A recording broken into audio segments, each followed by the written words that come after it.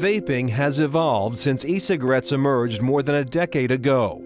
But what caused the 2019 outbreak that made thousands of people sick? It's a great question as to when did EVALI actually start and why now? And the true answer is we don't yet know. EVALI is evolving. There have been strong associations with some of the thickening products like vitamin E acetate, and it could be that that came into the market at a certain time.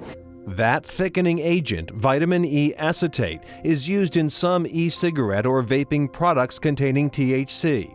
According to the CDC, it has now been strongly linked to the EVALI outbreak. Most of the cases of vitamin E have been related to THC, the active ingredient in marijuana. Here in Massachusetts and in the CDC, there are cases of EVALI where the person only used nicotine. So whether or not there's more than one association or more than one ingredient that is resulting in EVALI, we need more research to know that. The state and federal governments are taking action to take many vaping products off the shelves. Will there be additional restrictions? In Massachusetts, that is not entirely clear. I think that depends to some extent on whether or not we actually learn more. I mean, if the CDC basically, who has a lot more information than any one state does, if they come out and they basically say, okay, we've narrowed it down to this, this, this, and this, then that becomes a much more relevant set of facts that we can then incorporate into the way we think about rules and regulations. At the federal level, the Trump administration has now banned the sale of flavored pods like mango and fruit that are popular among teens. But it continues to allow the sale of flavored liquids for tank devices that are refillable.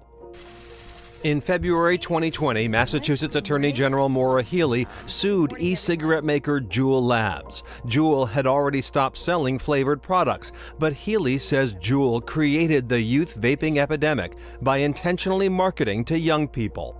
Meanwhile, a major area of concern for Massachusetts vape shops is a new 75% excise tax on vaping products that took effect in June. With the tax coming in June, we are fairly certain that we will not survive. So we've got until June to either evolve or affect decisions in politics in Boston, and we don't have a chance in hell. Jeff Rawson, who says he nearly died from vaping THC, first spoke out in a Boston Globe op-ed in December.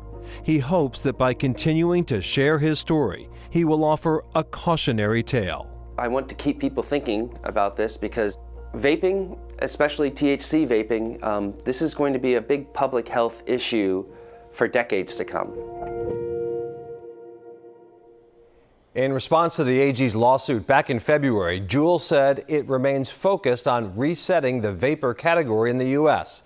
The company noted that even before the lawsuit, it had stopped the sale of flavored pods other than tobacco and menthol and pulled back on its advertising.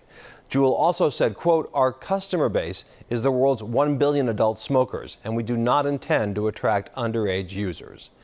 Meanwhile, David and Stacy say they have now accepted that the new tax and regulations are unlikely to be overturned.